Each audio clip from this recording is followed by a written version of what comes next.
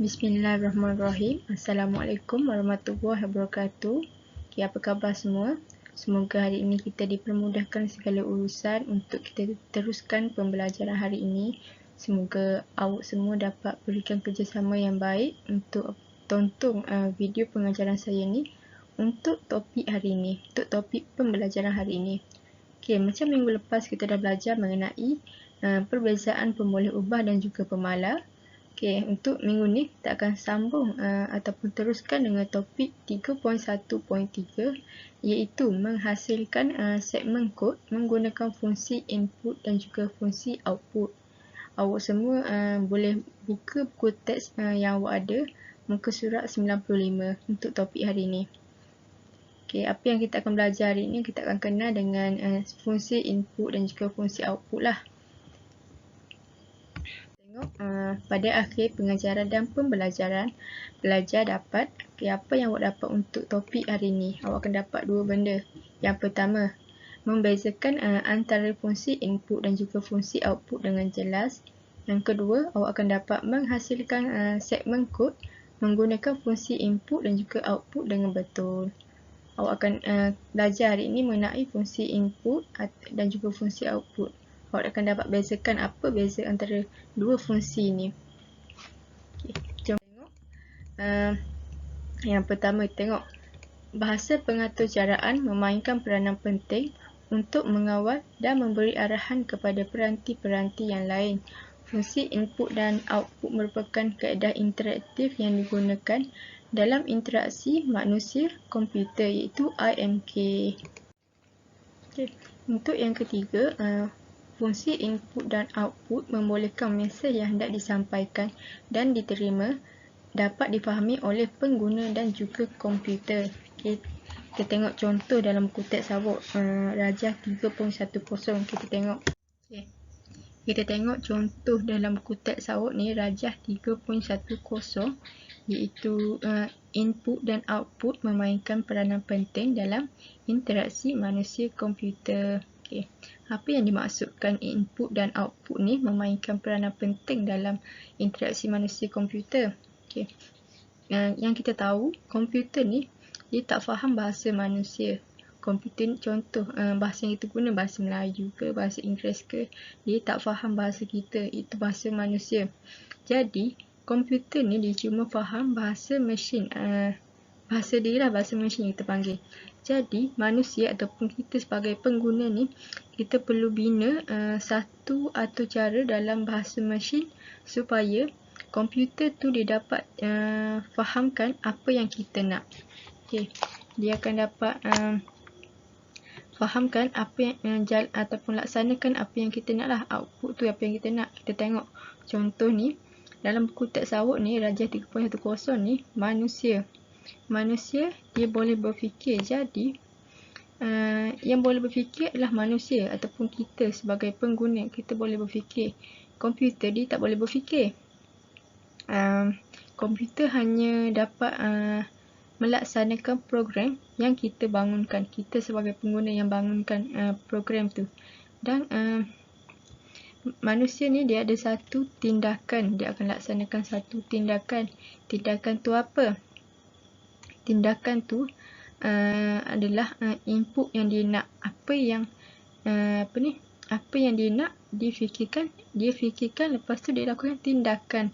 Kemudian dia buat satu antarmuka input. Kemudian awak akan bangunkan satu program ataupun caralah untuk komputer lakukan pengecaman tindakan.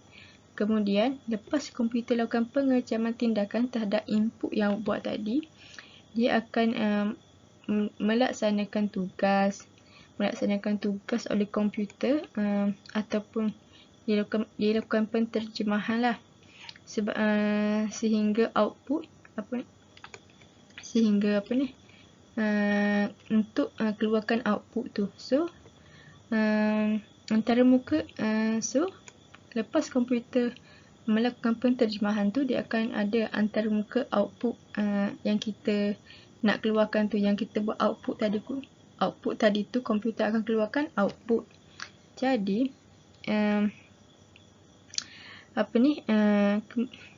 input daripada manusia tadi, komputer akan buat analisis.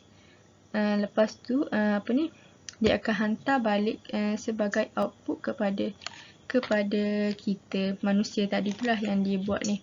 So dia akan keluarkan, kita ada persepsi dari dia, dan kita akan fahamkan input yang komputer keluarkan tadi itulah. Okay, kita baca. IMK melibatkan cara manusia berkomunikasi dengan komputer dengan ciri-ciri perantaraan dalam aspek yang lebih luas. Okay. Yang kedua, faktor komputer adalah seperti teknik grafik komputer, sistem pengoperasian, bahasa pengaturcaraan dan persekitaran pembangunan. Okay, yang seterusnya iaitu faktor manusia melibatkan teori komunikasi, bahasa, sains sosial, psikologi kognitif, psikologi sosial dan juga perasaan manusia. Okay. Saya harap awak fahamlah apa tu yang saya terangkan tadi tu. Okey, kita teruskan dengan kita tengok pula berkaitan dengan fungsi input. Okey, apa tu fungsi input? Fungsi input ni digunakan untuk mendapatkan data input daripada pengguna melalui segmen kod yang dibina. Okey, siapa yang buat data input ni? Kitalah sebagai pengguna yang masukkan data input tu dalam segmen kod yang kita buatlah. Okey, apabila diaktifkan, pengguna diminta memasukkan data dalam atur cara yang dibina. Okey, papan kekunci memainkan peranan penting bagi memastikan data yang dimasukkan adalah seperti data yang terkandung dan dipatuhi dalam segmen kod. Okey, apa maksud kat sini? Bagaimana pengguna tu dia masukkan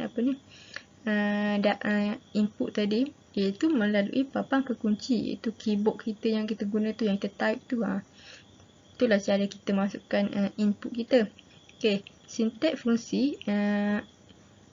fungsi input bagi setiap bahasa pengaturcaraan adalah berbeza. Okey, kita akan tengok sinteks untuk fungsi input nantilah. Kita akan tengok untuk yang seterusnya. Okey, fungsi input dalam beberapa bahasa pengaturcaraan. Kita tengok kat sini terdapat beberapa jenis bahasa pengaturcaraan lah. Yang pertama iaitu C++. C++ ni sinteks umum dia ialah Cin. Cin tu apa? Cin tu ialah apa? Ialah input. Okey, Cin. Kemudian masukkan nama pemboleh ubah. Okey, tengok contoh dia. int umum. Apa tu int? Yang kan kamu semua dah belajarkan apa itu. Int itu integer umum. So dia dia akan Cin umum. Umum tu ialah pemboleh ubah. Yang seterusnya kita tengok untuk bahasa pengaturcaraan C. Sinteks umum dia yang diguna ialah scanf. So kemudian scanf masukkan nama pemboleh ubah macam tadi jugalah. Pemboleh ubah dia ialah umum. Integer umum, scanf dia akan panggil balik pemboleh ubah tu umur. Okay, kita tengok yang ketiga iaitu Java. Java, sinteks umum dia apa? Kita tengok kat sini, sinteks umum dia ialah system in. Masukkan input, contohnya scanner, nama pemboleh ubah, objek, system in. Dia kena masukkan contoh dia scanner umum, new scanner system in. System in tu ialah untuk umur, dipanggil balik umur tu dalam bentuk system in untuk Java lah. Okay, kita tengok Python. Python ni yang kita gunalah kan, yang awak semua biasa guna. Okay, Python sinteks umum dia ialah input. Okay, input, kemudian input nama pemboleh ubah. Macam tadi contohlah, nama pemboleh ubah tu kita letak umur. Umur, input, umur. Kita masukkan data tadi ke dalam pemboleh ubah umur. Okey, yang terakhir ataupun dalam Scratch kita dah guna untuk input, kita akan guna ask. Apakah nama anda? Jadi awak kena masukkanlah pemboleh ubah itu awak kena masukkanlah apakah nama anda tu.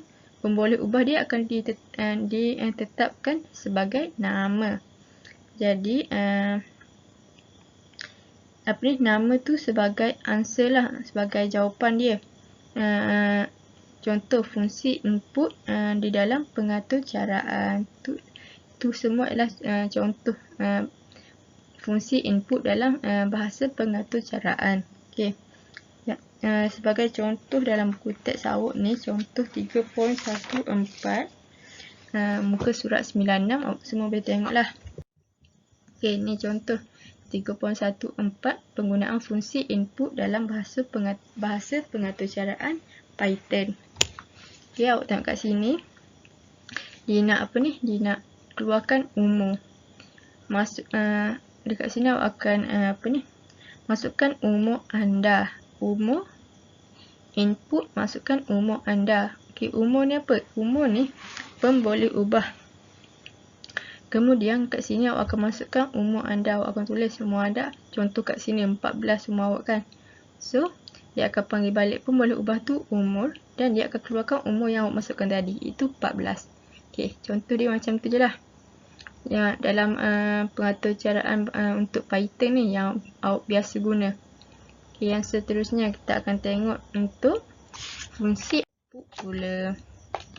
Okay, fungsi output ni dia merujuk kepada maklumat yang dipaparkan pada skrin komputer. Okay, maklumat yang dipaparkan pada skrin komputer ni maksudnya apa? Maksudnya output lah yang awak input tadi yang awak nak keluarkan dia akan paparkan pada skrin komputer. Yang kedua, output ni merupakan hasil daripada proses yang dilakukan oleh segmen kod ataupun data yang dimasukkan oleh pengguna melalui fungsi input yang saya bagi tahu tadi lah, yang kita masukkan melalui fungsi input dan akan keluarkan sebagai output. Okey, peranti input yang biasa digunakan ialah monitor. Itu komputer kita tu lah. Dia akan paparkan output dia kat situ. Okey, yang keempat, maklumat yang dipaparkan adalah biasanya dalam bentuk mesej. Okey, kita akan tengok pula.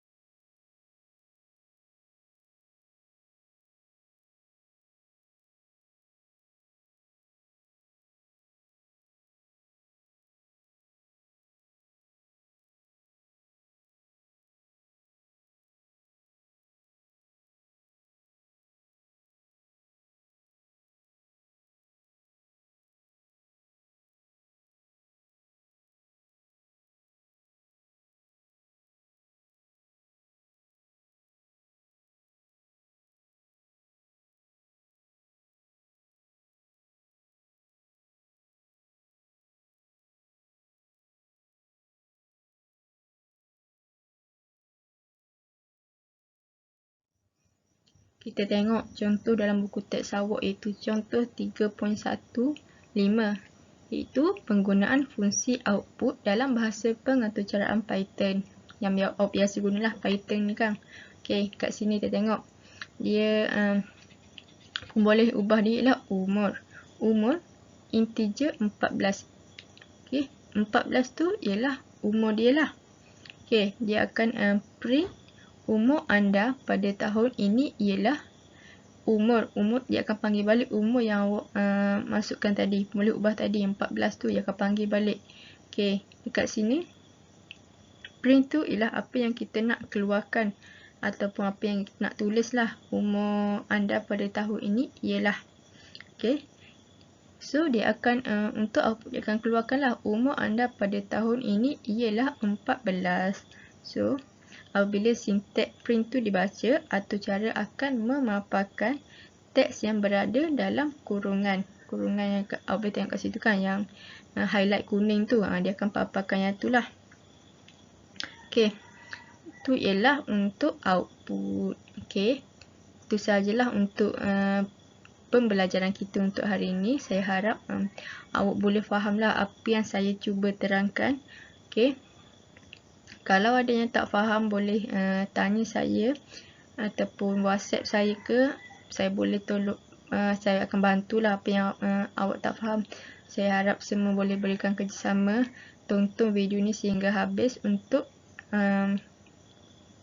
pembelajaran kita untuk hari ini. Untuk topik menghasilkan segmen kod dalam fungsi input dan juga fungsi output. Okey, sekian itu saja daripada saya untuk hari ini. Assalamualaikum warahmatullahi wabarakatuh.